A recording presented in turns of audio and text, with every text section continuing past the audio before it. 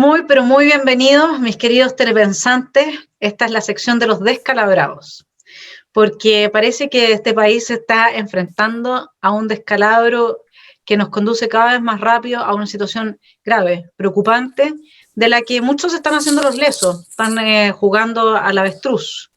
El problema es que creen que el problema nunca los va a pillar en un semáforo a ellos, o en el patio de su casa, o en alguna plaza, o en sus casas de veraneo.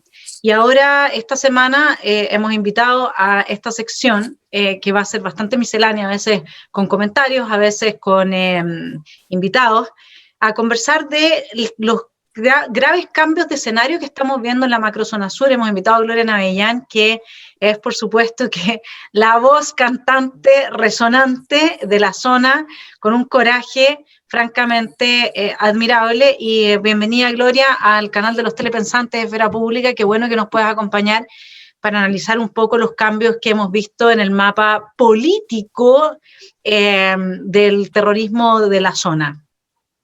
Gracias, Vanessa, un agrado estar acá contigo. Hola, telepensantes.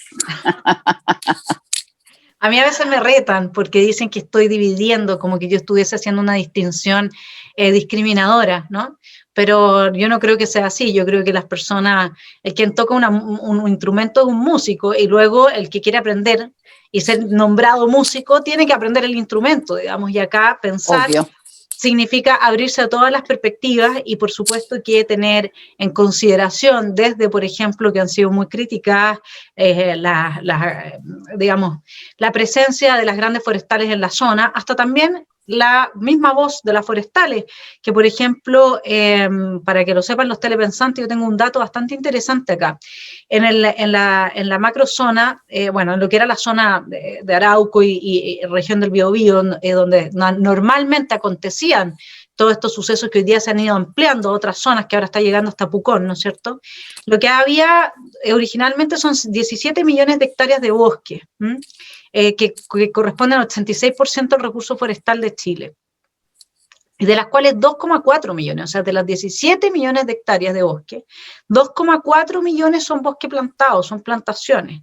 Y yo tengo fotos de esos lugares previo a que llegaran las forestales y eran unos peladeros. O sea, no es que hayan echado abajo en todas las ocasiones, no. La zona Constitución, todo eso era un peladero, ya lo habían reducido a cenizas para leña, para combustible, los mismos habitantes. Entonces, cuando uno ve que 2,4 millones de bosques son plantaciones de un total de 17, eso corresponde a un 13% del recurso forestal total y a un 3% del territorio.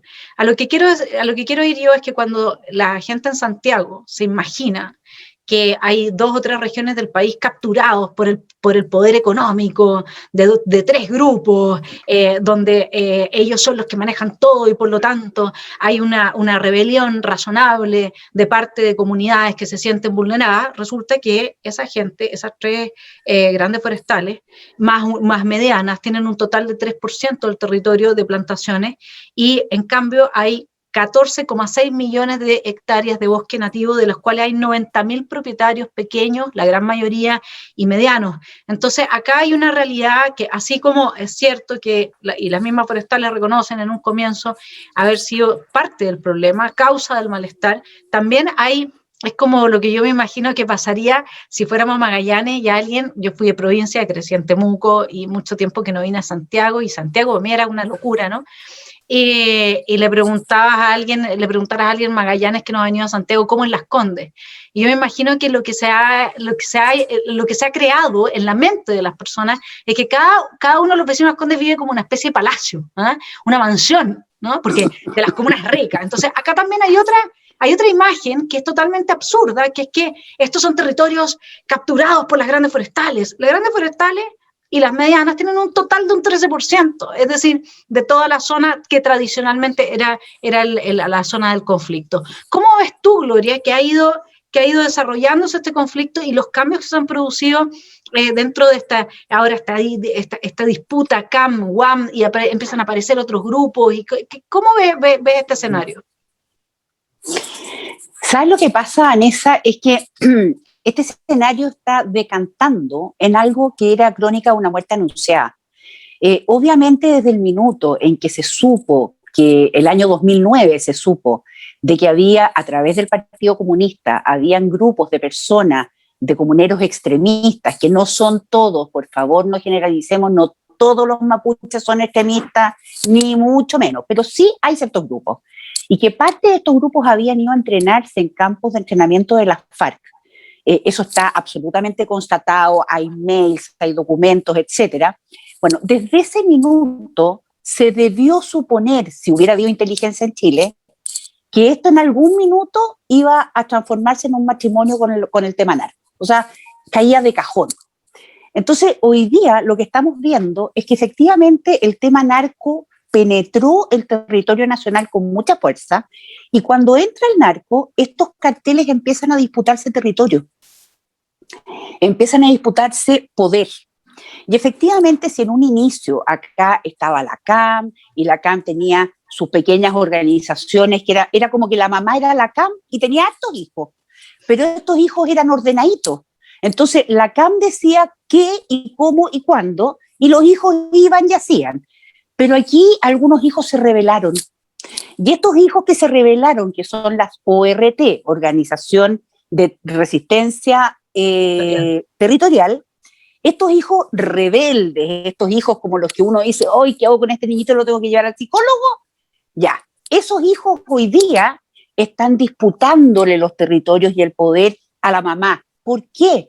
Porque resulta que, independiente del tema de la recuperación del territorio para los mapuches, que ese es un tema que a ninguno de ellos mayormente les importa, lo importante aquí es quién reina en cada territorio para poder generar recursos para ellos, a través del robo de madera, a través del narcotráfico, etcétera. Entonces, eso es lo que estamos viviendo hoy día, y a mí me asombra, Vanessa, porque yo puedo ser telepensante, pero yo la verdad es que soy de una inteligencia absolutamente promedio y normal. Entonces, asombra que personas comunes y corrientes como yo y muchos otros se den cuenta de para dónde iba la micro, y organismos que se supone que debieran existir en los gobiernos, que analizan todos los datos, o no se hayan dado cuenta, que sería espantoso, o peor aún, se hayan dado cuenta y no le hayan dado importancia.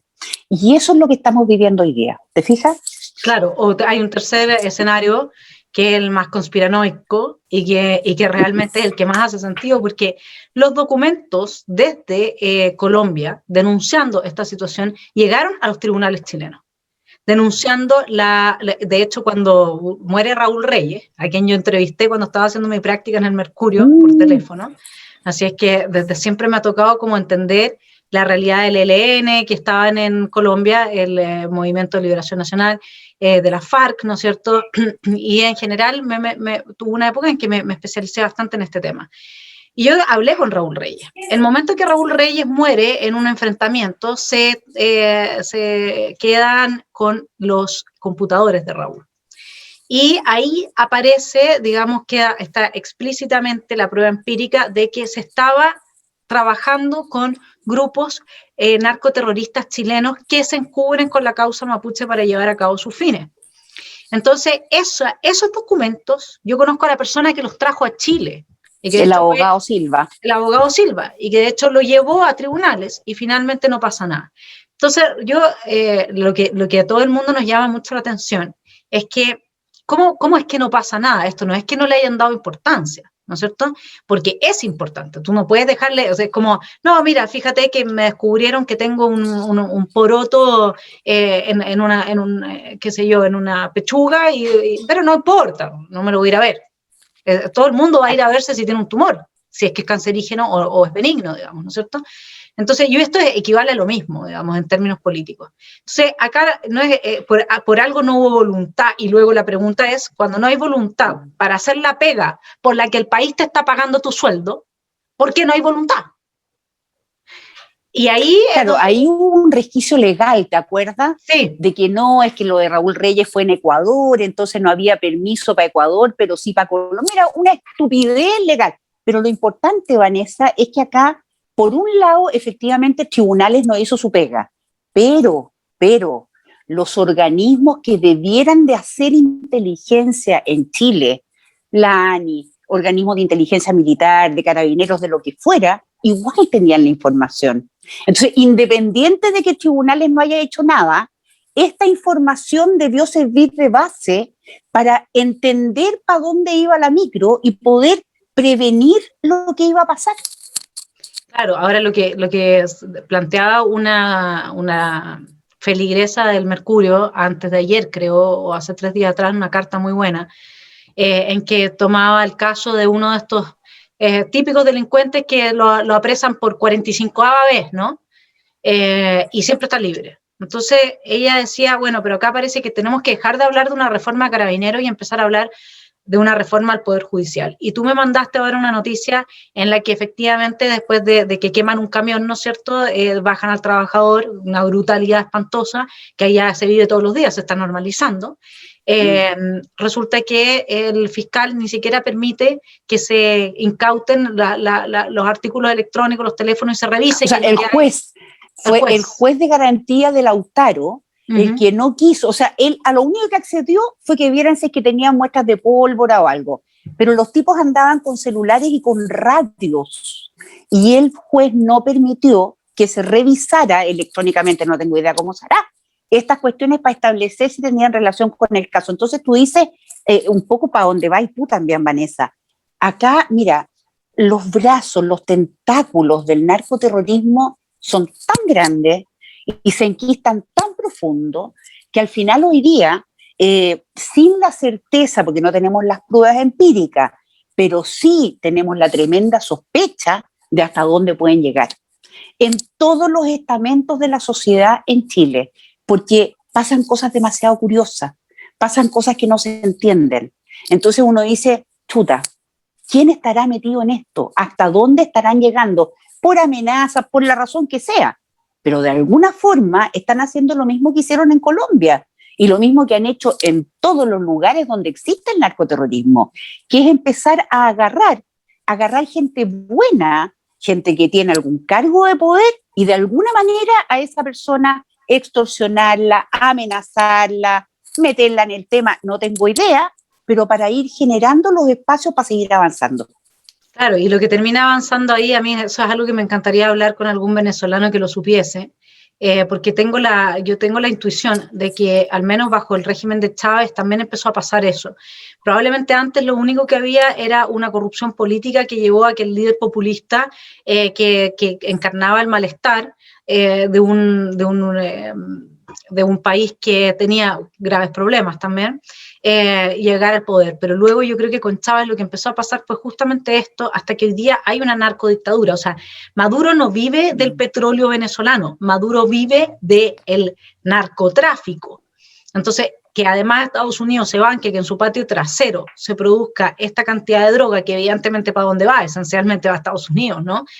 Y el otro tema que también acá hay que ver es que en 2018, según la Corma, el robo de madera era de 20 millones de dólares, equivalía a 20 millones de dólares en ganancia. Imagínense para una CAM que tendría 300 personas. Pero hoy día, 2 años después, esos 20 millones de dólares, estamos hablando de 67,8 millones de dólares. El 80% de eso sale, de lo que se exporta en madera, sale por el mismo puerto. O sea, para que todo el mundo se haga el leso.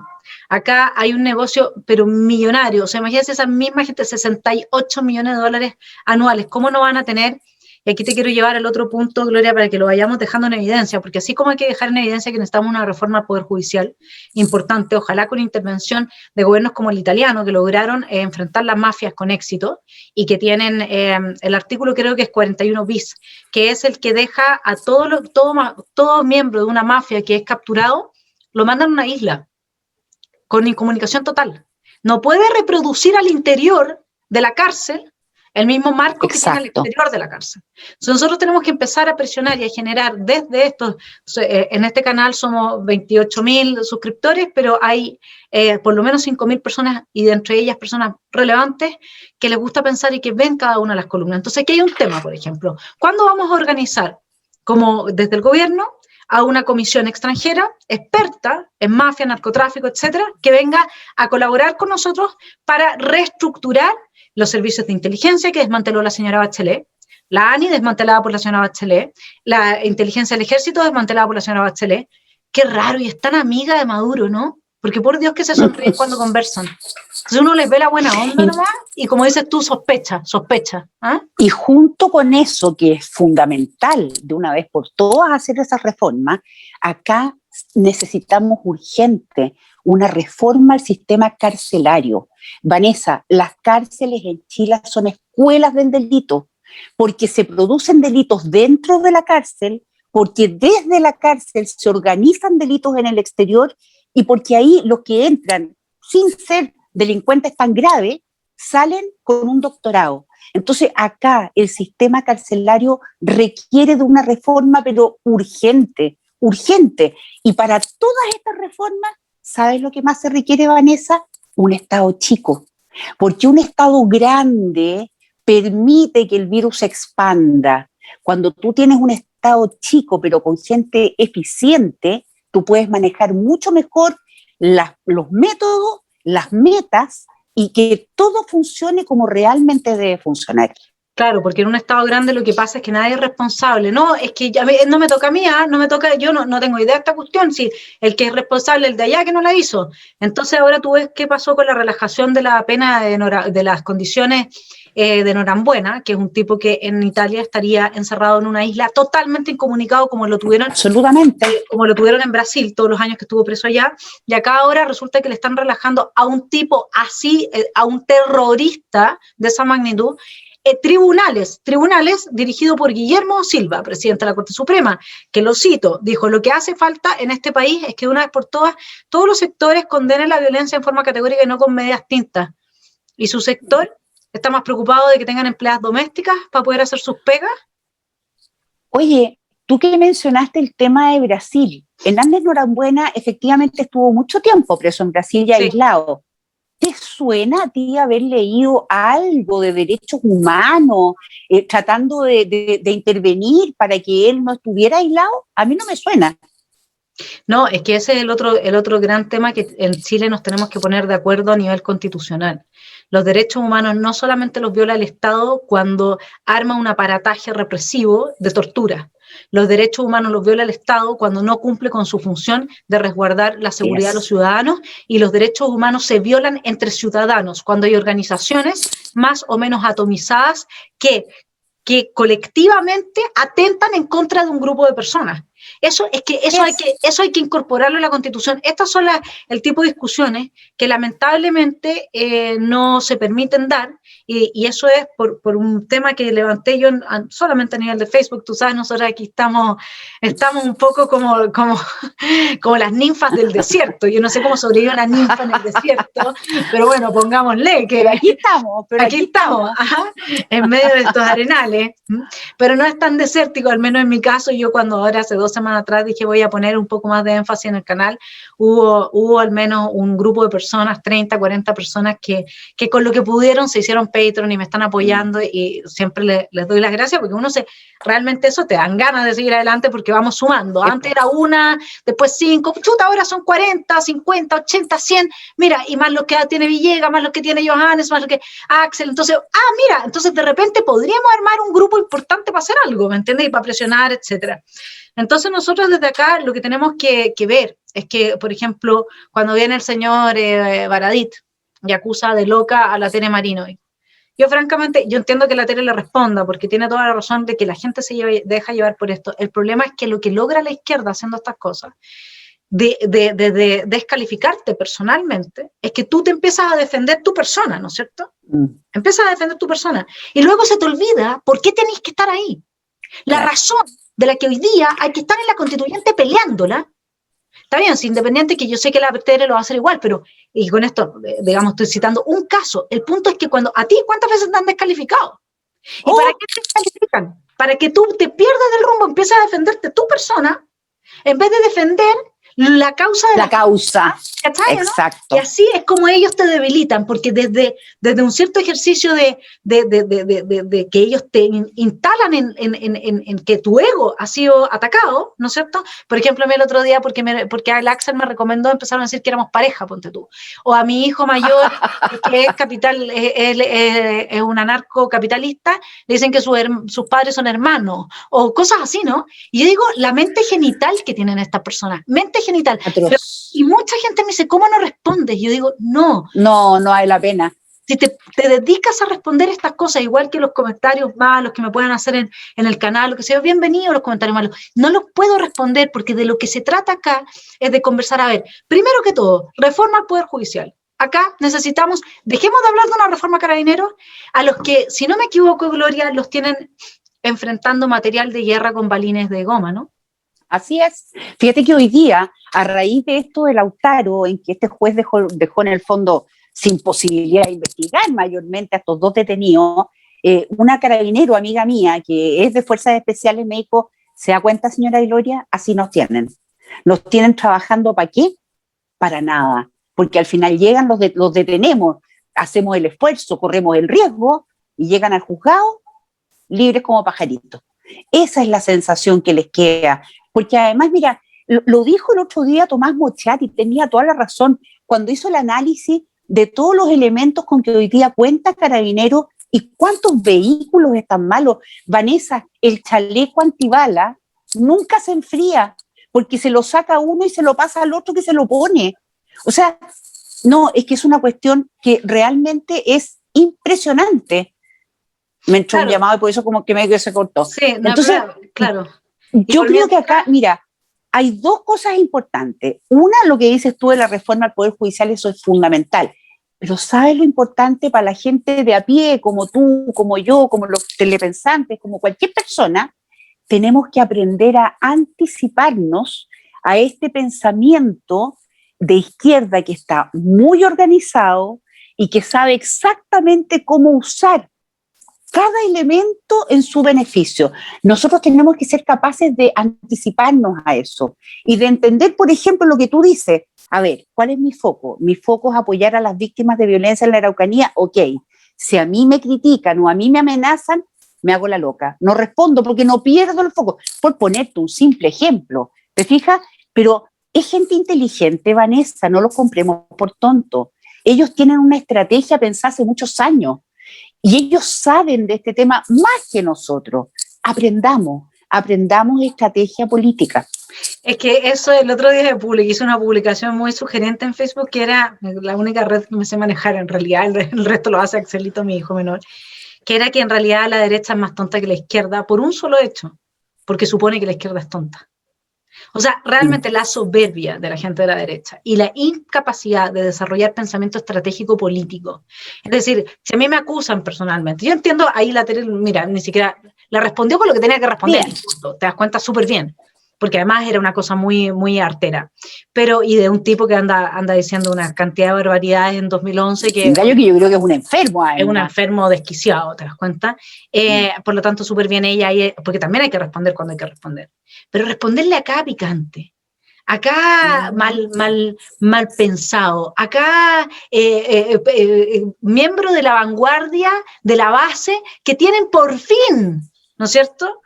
O a cada cuico que en el fondo es progre y quiere entonces destruirte porque supuestamente... Claro. Entonces, si no importa si... Te hacen perder el tiempo en eso. Exacto. Entonces tú te pierdes el foco y el foco tiene que ser justamente acá, traer a la constituyente, bueno, los derechos humanos, a ver, ¿quién los viola?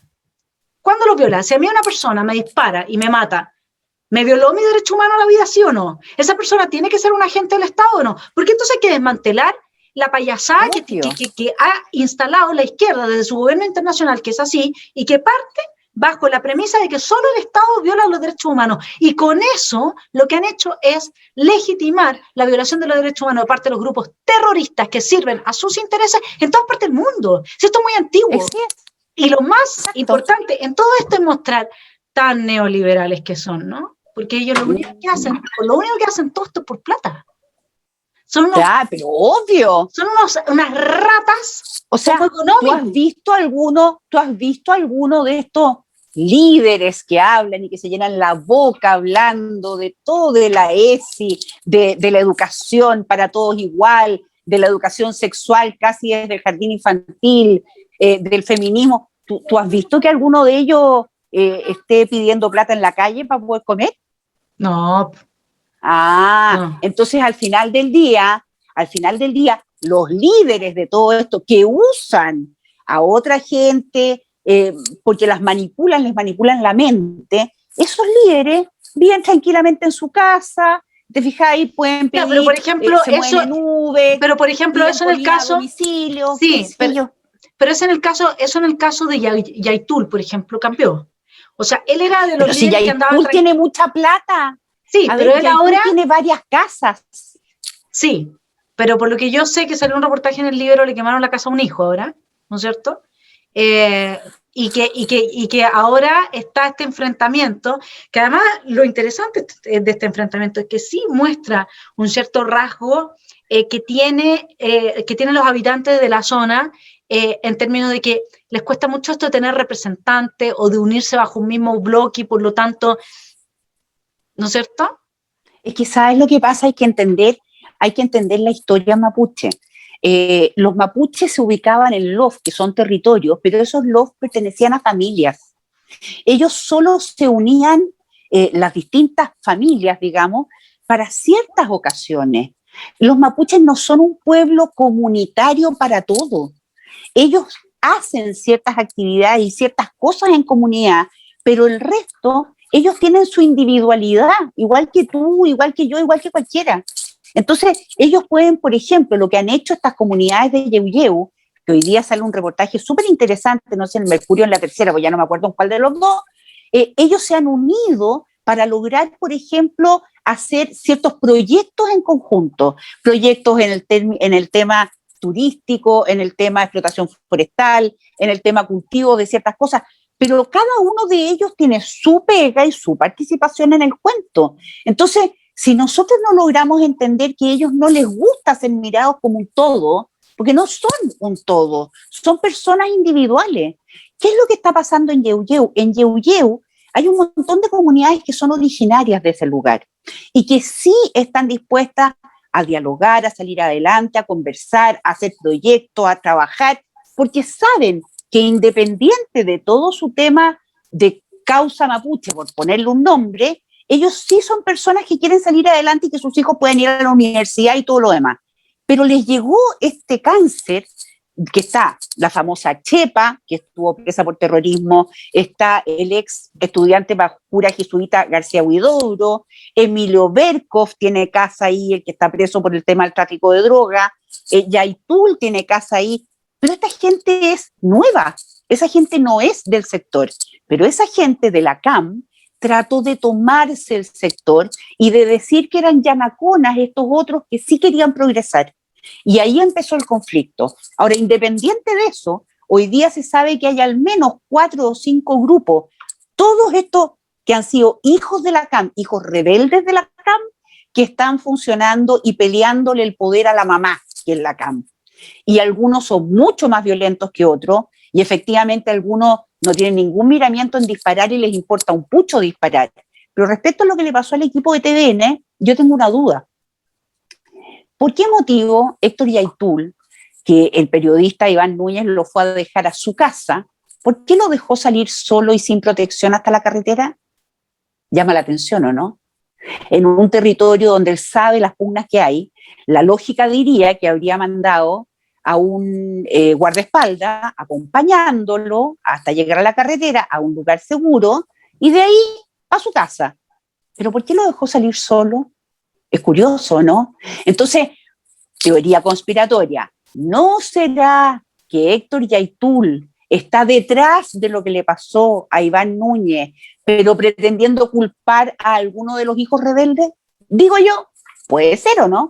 Claro, porque él conociendo la realidad de la zona y más encima teniendo claro que ahora se le escaparon estos hijos, porque si tú lo piensas, cuando eran 20 millones de dólares nomás lo que había que repartir, digamos, solo en el negocio de la madera, era un poquito, entonces todavía están condicionados, pero donde la torta crece tanto, hasta llegar casi a 70 millones de dólares, más todo lo que tienen por narcotráfico, plantaciones, etcétera, etcétera.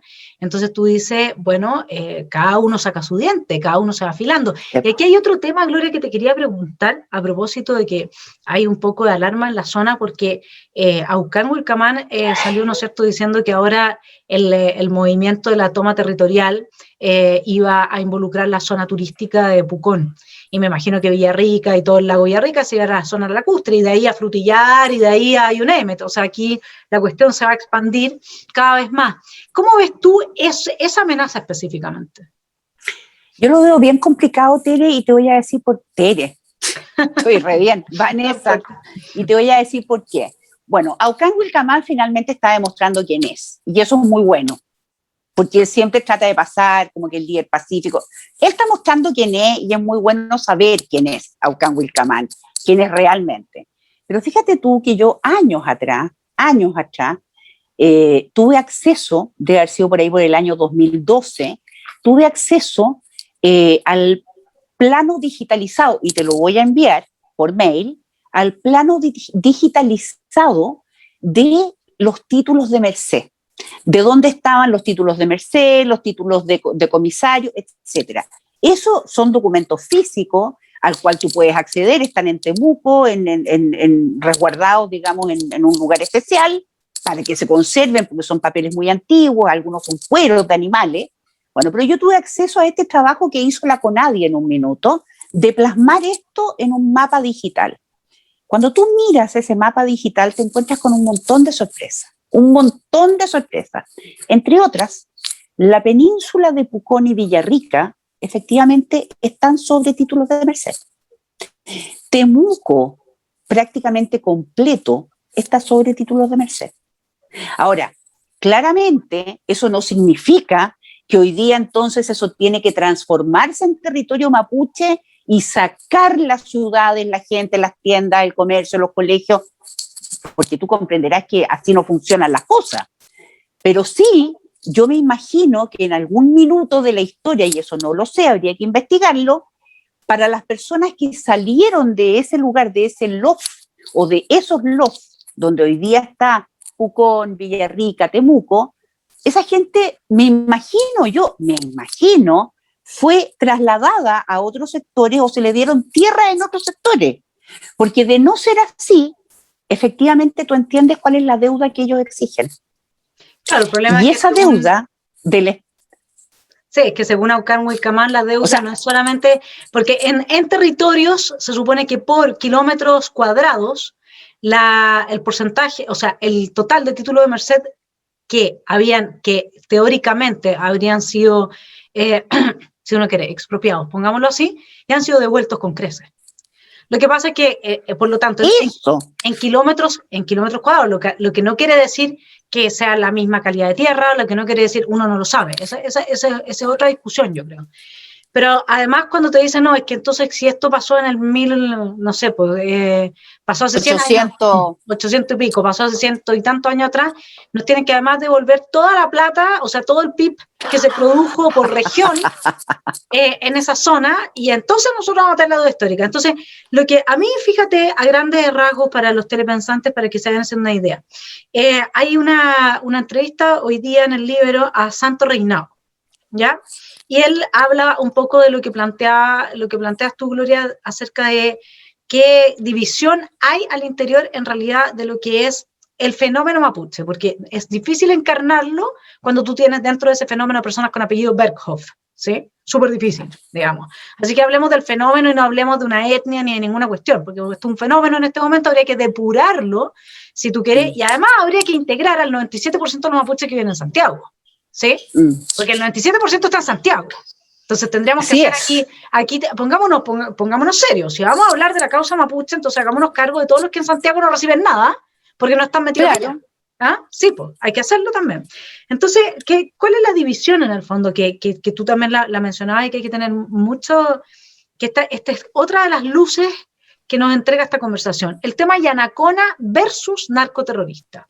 Y el tema Yanacona le dicen los narcoterroristas, para que lo sepan los telepensantes, a aquellos mapuches que quieren salir adelante, que son parte que quieren comprometerse con el desarrollo de sí mismos, de sus posibilidades y talentos y de sus comunidades y de Chile. Es decir, van integrados.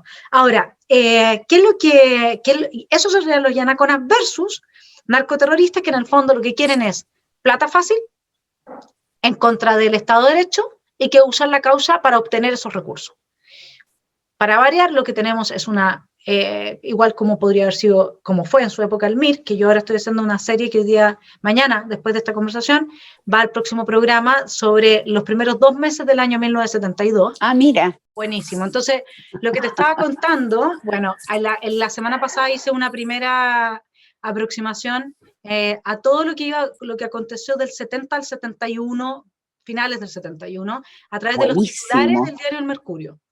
Y ahí tú vas viendo cómo funciona Corma, o sea, cómo funciona el MIR, pues me quedé pegada con Corma, cómo funciona el MIR, cómo funciona Edirinco, cómo funciona la JAP, cómo funciona, todo tiene la misma dinámica, y el punto que quería hacerte yo es como, acá cuando tú ves qué significa ser yanacona, qué significa querer, siendo mapuche querer salir adelante, y de qué manera ellos lo ven esta incorporación de este pueblo originario a través de la Constitución al Estado de Chile. Y fíjate que lo que dice este Santo Reinao, Santos Reinao.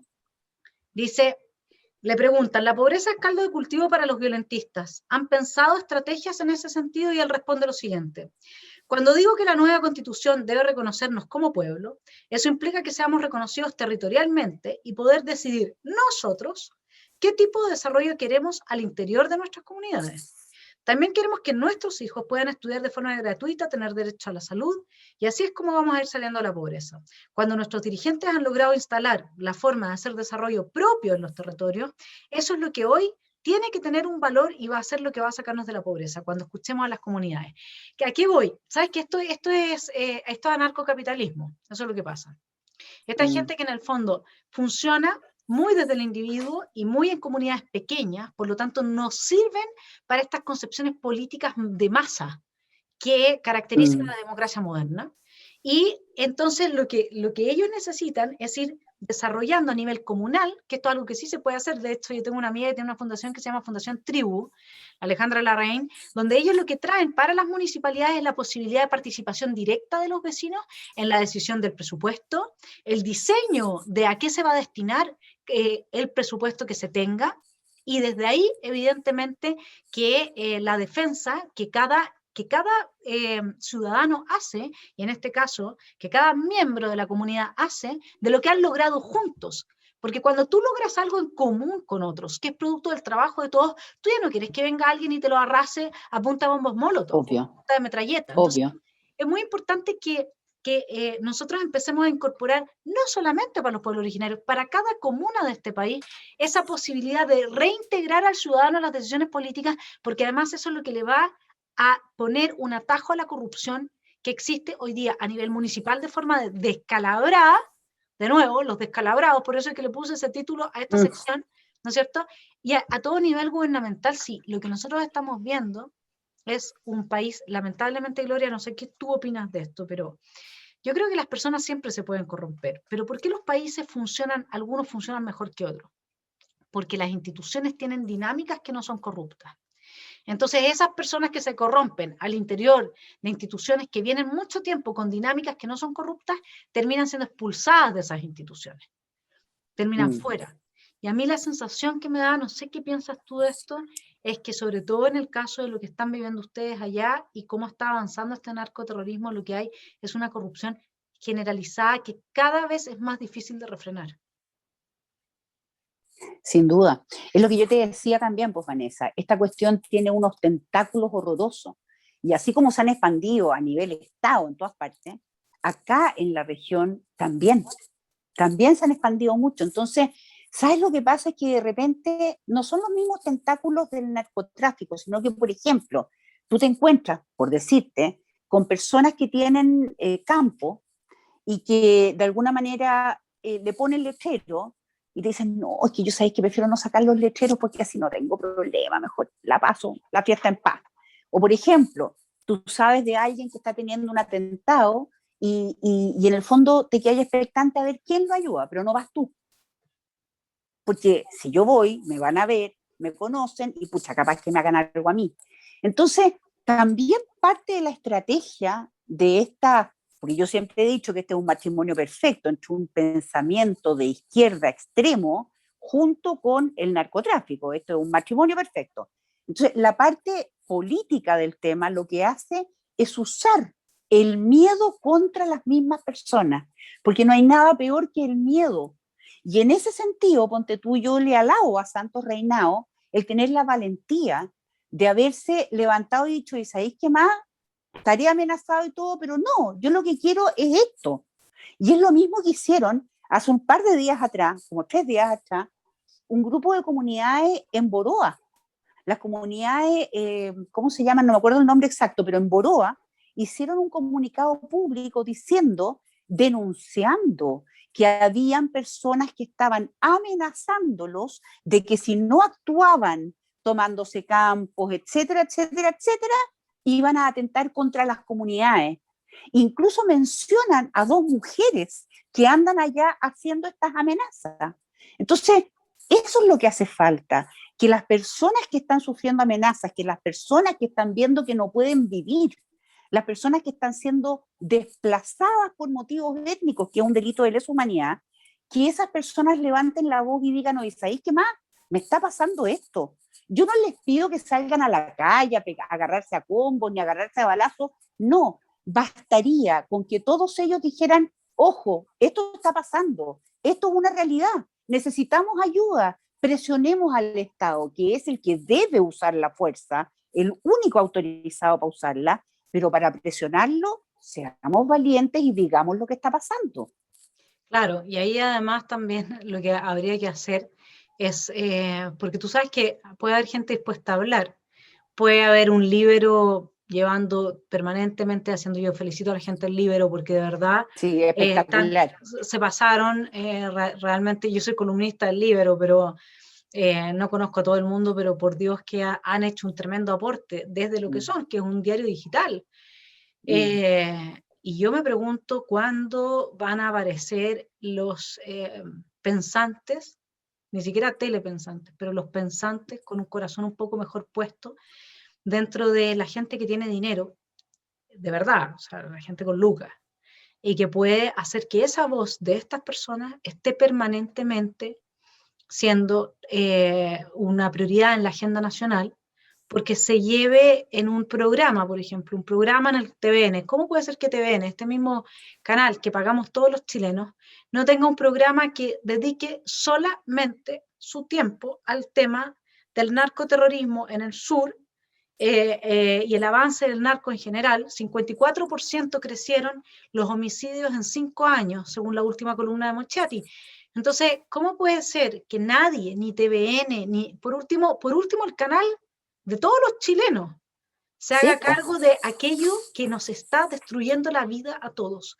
¿Cómo es posible que no tengamos, porque tú dices que saquen la voz ellos? Si el problema es que uno saca la voz, y además de que eso, obviamente que ellos los va a poner en una situación aún más frágil, pero ¿cuándo no es frágil? Primero, cuando son todos o la gran mayoría, y por lo tanto es una voz muy amplia, y segundo, cuando están permanentemente siendo vistos, creando, formando una opinión pública que está informada entonces de lo que sucede y que a la cual no se le esconde lo que está pasando en el país.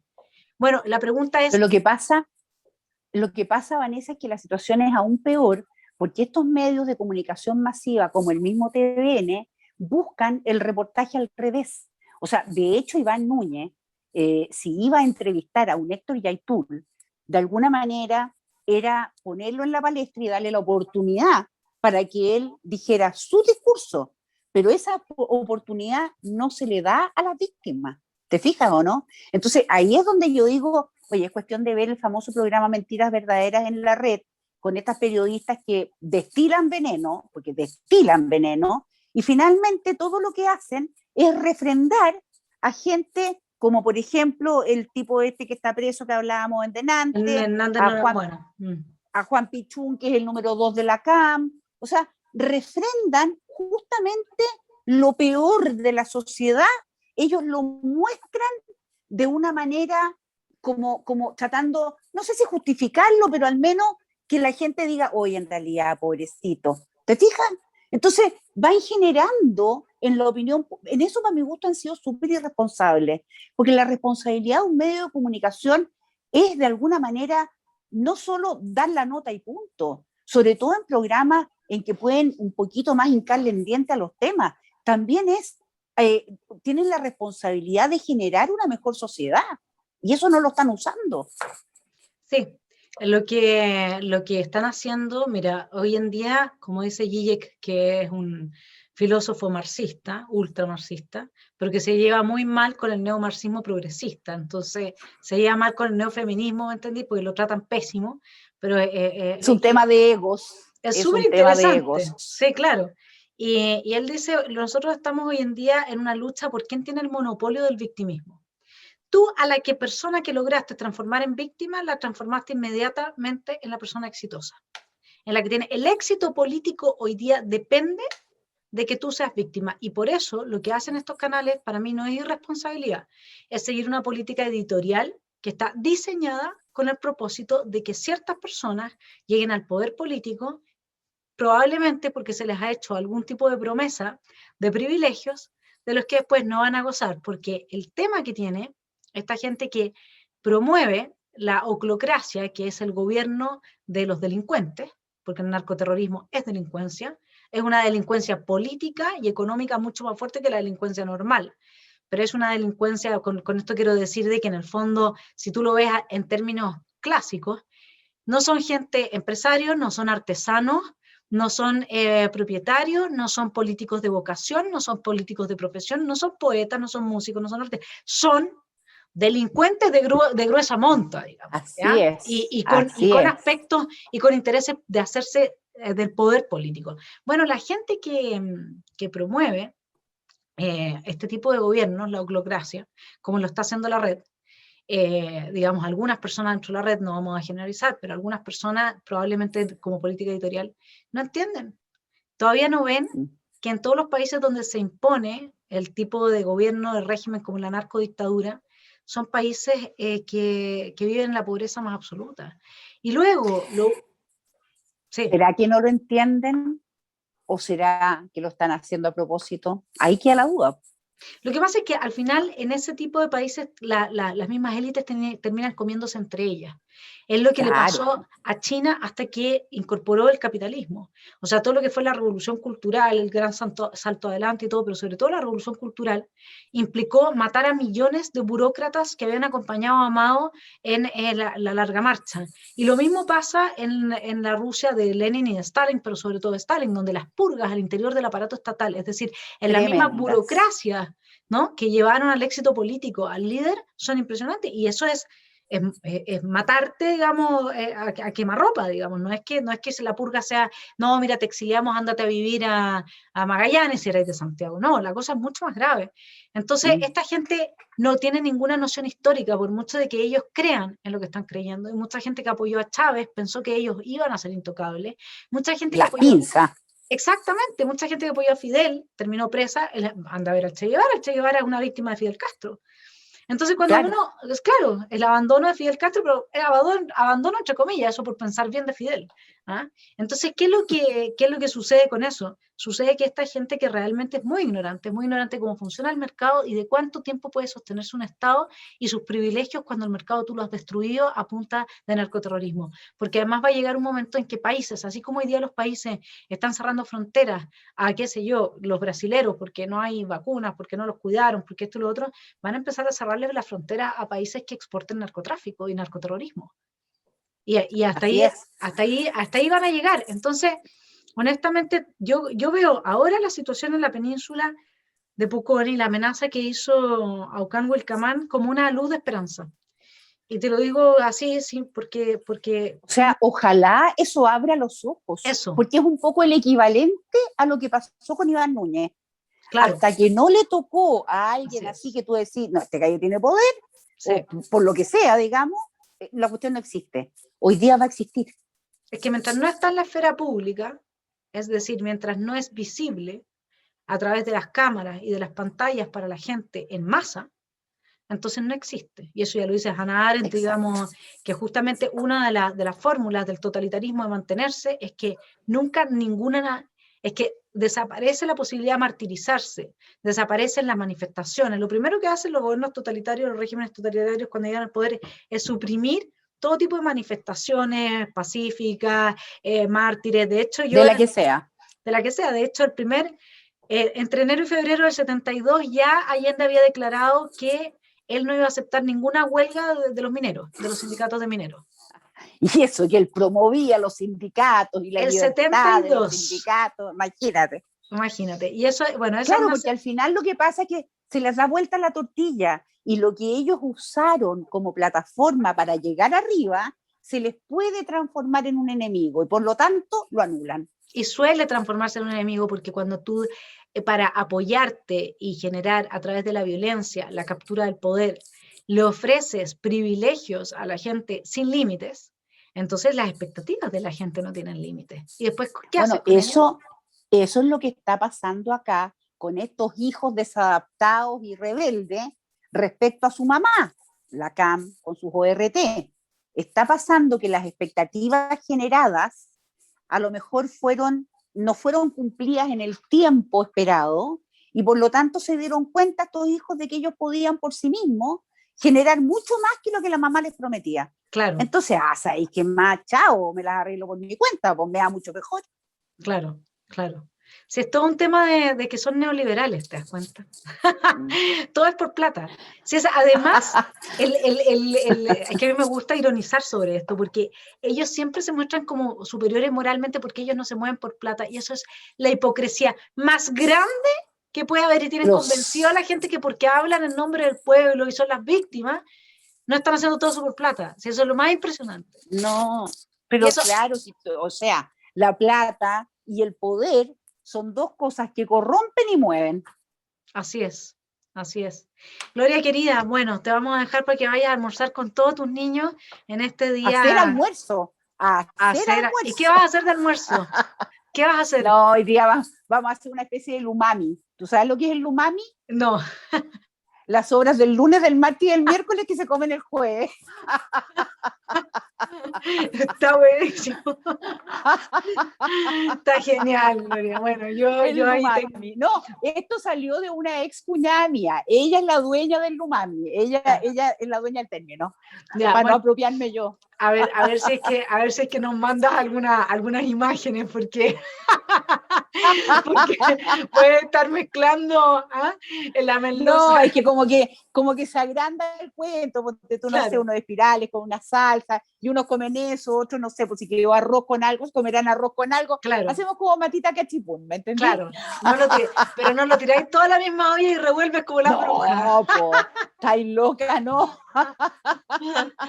Es como Lindo. restaurante. Tú elegís Claro, qué querís. ¿Te ya, está fijáis? genial. Ahora, no pueden querer todo lo mismo, eso está No, claro. no. Hay cachipún. Cachipún. Exacto, matita cachipún.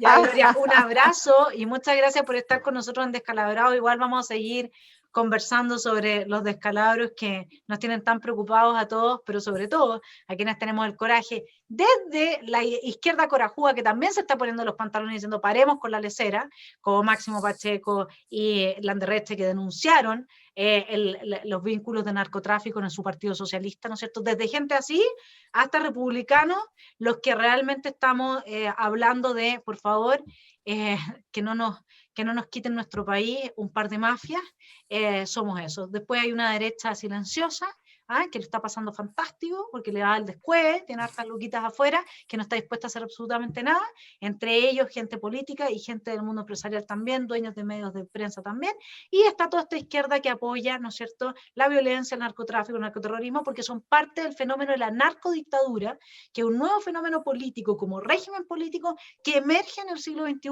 con el señor Chávez y Maduro, narcodictadura en Venezuela, y que ahora se está expandiendo al resto de Latinoamérica. Bolivia también es narcodictadura con Evo Morales, Paraguay, etcétera. ojo con Paraguay Paraguay. también. Así que seguiremos analizando con Gloria en adelante. Muchas gracias, Gloria, por estar aquí. Anda a Gracias a disfrutar ti, Vanessa. de tu lumami. Un Un abrazo abrazo, grande. Que gracias. estés muy Nos bien. vemos. Chao. Ya, chao.